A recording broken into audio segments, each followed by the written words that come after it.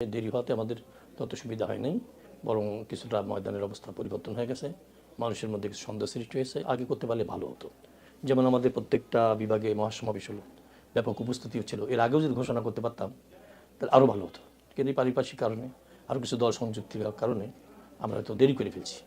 তো ওই সময় পারলে ভালো হতো। এখন আমরা শেষ পর্যন্ত যে অবস্থায় আছি, আমরা বলা বলি একটু আগেও আমাদের বৈঠকে আলোচনা বেশি দেরি করা ঠিক হবে না, পারলে 2-1 দিনের মধ্যেই ঘোষণার একটা পরিবেশ তৈরি করতে হবে, চেষ্টা করতেছি ইনশাল্লাহ। লিয়াজো কমিটিতে তো আমি শুরুতেই ছিলাম।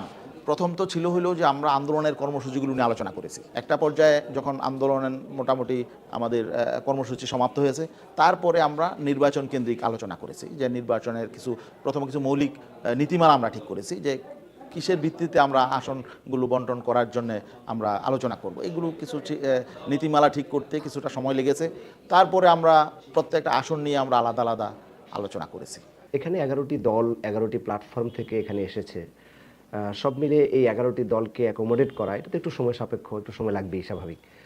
যেহেতু জামাত ইসলামী মাঠে আগে থেকেই কাজ করেছে, প্রত্যেকটি আসনেই জামাত ইসলামী প্রচুর সময় দিয়েছে, প্রচুর কাজ করেছে, এবং অন্যান্য দলগুলোও কাজ করেছে। সব মিলে আমরা আশা করছি যে একটু বিলম্ব হলেও প্রচারণায় তেমন সমস্যা আশা করছি হবে না।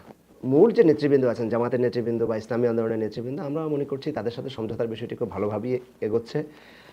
বড় দল যেহেতু অনেকগুলো দল এখানে এসেছে, সব মিলে তাদের সাথে সমন্বয় করে আসনগুলো চূড়ান্ত করা একটু জটিল, এটা সত্য কথা।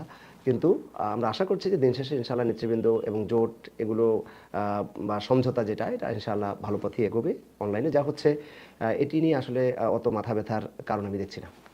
আমরা এখন পর্যন্ত মানুষের যেই রেসপন্স দেখতে পাচ্ছি, মানুষ যেভাবে সাড়া দিচ্ছেন, সেই জায়গা থেকে আমরা বলতে পারি এনসিপি, জামাত বা অন্যান্য দলের যে জোট হয়েছে, এই জোটের উপর মানুষ আস্থা রাখবে এবং এই জোটই আগামী দিনে সরকার গঠন করবে ইনশাআল্লাহ।